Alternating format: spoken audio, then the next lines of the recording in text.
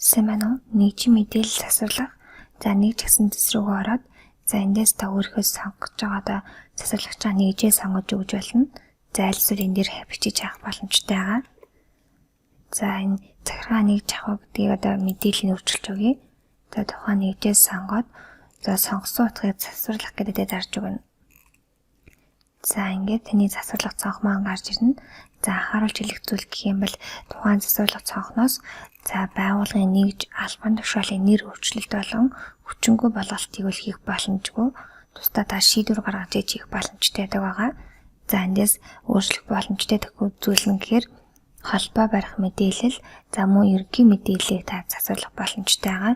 Жишээ нь нэр эмбийг ингээд солих юм ингээд засварлаж өгч болно гэсэн. За аль эсвэл одоо энэ хаяг байршлын мэдээлэл бичигдсэн байгааг нь эндээс нь сольж өгч болно. За баян зүг төрөг гээд хороог ингээд солиод өгье.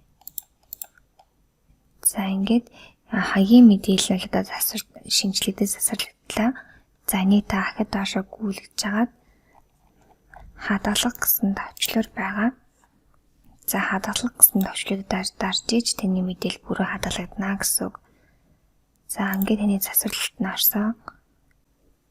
За нэгжийн мэдээллийн өөрчлөлтийг та за харахтаа эхлээд тухайн нэгжээ сонгож өгөөд за сонгосон утгыг харах гэдэг дарж чад харах боломжтой.